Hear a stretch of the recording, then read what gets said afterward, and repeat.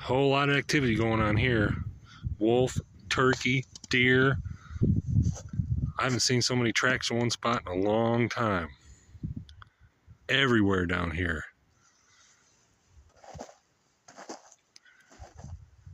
Definitely wolf hunting ground around here.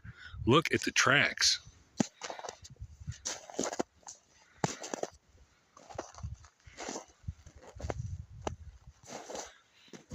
There's those lines right there, possibly turkey scratching. There's some turkey prints. They're everywhere through here. This is the first time this area has been opened up. They've come and logged through here this year. Previously, you weren't able to come into here unless you hiked in.